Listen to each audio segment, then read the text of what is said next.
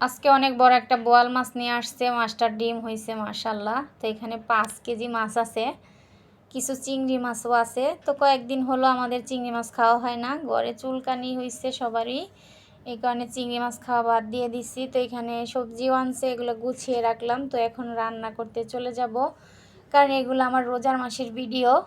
তো আমি এখন ছাড়তেছি, কারণ আমার ফোনের সমস্যা ছিল, এই কারণে আমি ছাড়তে পারি নাই।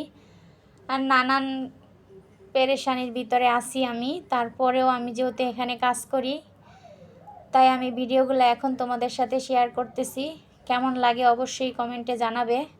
আর ভিডিওটি ভালো লাগলে অবশ্যই আমার চ্যানেলটা সাবস্ক্রাইব করে লাইক কমেন্ট শেয়ার করে আমার পাশে থাকবেন। আর যারা অলরেডি আমার পাশে আছেন তাদেরকে অসংখ্য ধন্যবাদ আমার পাশে থাকার জন্য।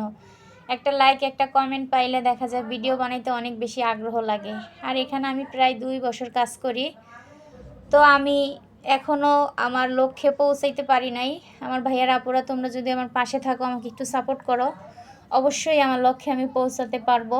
তো একা একা কখনোই কেউ বড় হতে পারে না, তার কারণে সবার সাপোর্ট লাগে, এই আর কি। কারো সাপোর্ট ছাড়া কেউ এগিয়ে যাওয়া সম্ভব না। তো দেখো রান্নাবান্না শেষ করে এখন ফলগুলো ধুয়ে নিয়েছি, আর ইফতার করার জন্য কেটে রেডি করে নিয়েছি। তো আমি সবসময়ই দেখা যায় পাকের ঘরে যত সময় থাকি কাটা বাচাগুলো শেষ করে নিই।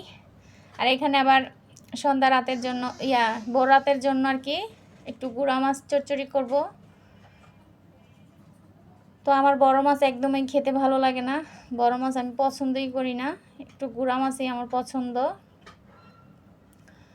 দেখা যায় না হয় আবার ভোর রাতে খেতে পারবো না, তাই এই মাছটুকু আবার ভুনা করে রেখে দিচ্ছি।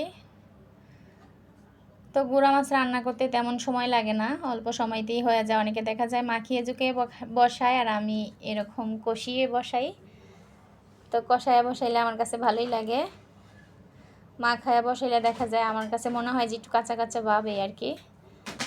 তো ভিডিওটা এই পর্যন্তই ছিল। সবাই ভালো থাকবেন, সুস্থ থাকবেন। আর আমার ভিডিওটা ভালো লাগলে একটা লাইক সাবস্ক্রাইব করে আমার পাশে থাকবেন। আল্লাহ হাফেজ।